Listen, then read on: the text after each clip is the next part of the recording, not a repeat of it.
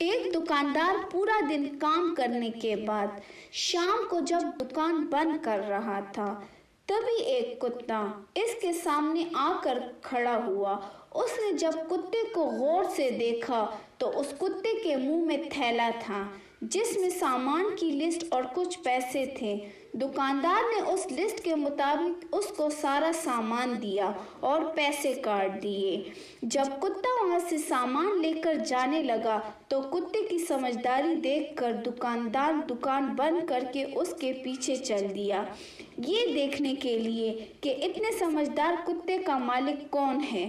کتا چلتے چلتے ایک بس اسٹاپ پر پہنچا اور ایک بس میں چڑھ گیا۔ دکاندار بھی اس کے پیچھے پیچھے بس میں چڑھ گیا۔ اس کتے کے گلے کے پٹھے پر ایڈریس لکھا تھا اور پیسے بھی تھے۔ کنڈکٹر نے پیسے لے کر ٹکٹ کاٹ دیا اور پھر اس کتے کو اس کے ایڈریس پر اتار دیا۔ کتا وہاں سے چلتا ہوا سامنے کی گلی میں چلا گیا اور ایک گھر کے پاس رک کر اس کا بیل بجانے لگا۔ 2-3 مرتبہ بیل بجانے کے بعد کتے کا مالک گھر سے نکلا اور باہر آتے ہی کتے کو زور سے ڈنڈے سے مارنے لگا۔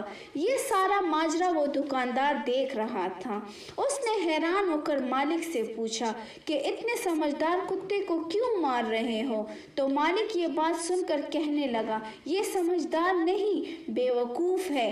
یہ جاتے ہوئے اپنے ساتھ گھر کی چابی نہیں لے جا سکتا تھا، اس کے بیل بجانے سے میری پوری نیند خراب ہو گئی۔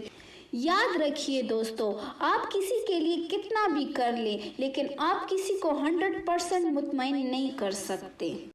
سب کو خوش رکھنے کی کوشش کرو گے نا تو آپ خود کبھی خوش نہیں رہ پاؤ گے۔ آپ کب صحیح ہو یہ کوئی یاد نہیں رکھے گا، آپ کب غلط ہو یہ ہر کوئی یاد رکھے گا۔ دیکھو دوستو، آپ سب کو خوش نہیں رکھ سکتے، کچھ لوگ تو ہمیشہ آپ سے ناراض ہی رہیں گے۔ اگر آپ لوگوں کے حساب سے چلو گے، ان کے حساب سے ہی سوچو گے تو خود کے فیصلے تو لے ہی نہیں سکو گے۔ اس لیے سنو سب کی پر کرو خود کی۔